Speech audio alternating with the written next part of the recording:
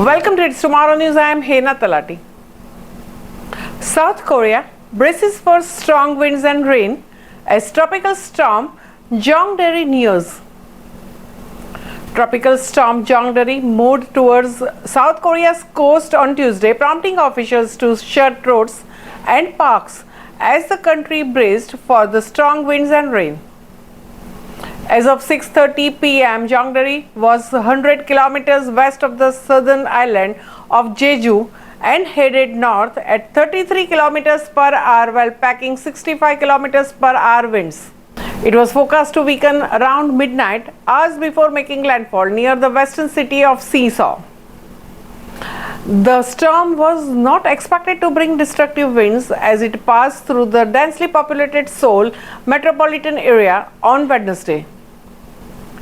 Government officials still urge people to be vigilant, emphasizing securing objects and vessels and monitoring high-risk areas, including underground passageways and basement dwellings.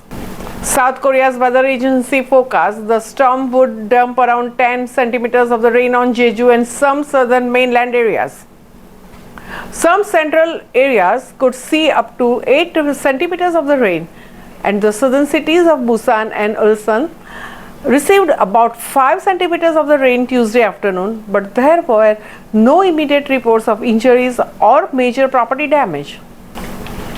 The approaching storm, which was downgraded from typhoon status late on Tuesday, cancelled some flights and set off the coastal flooding warnings on Jeju Island, a popular holiday destination in the south. They issued the evacuation orders for the island's piers, ports and beaches and closed all hiking trails.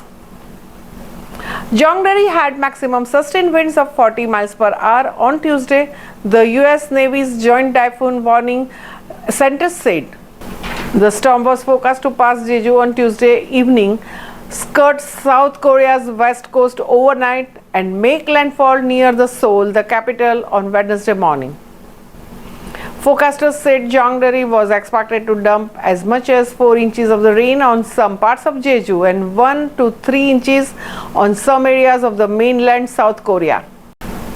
The Korea Meteorological Administration, which labels tropical cyclones with speeds greater than 38 miles per hour as typhoons, had earlier issued typhoon warnings on Jeju Island and the southwestern coast of South Korea.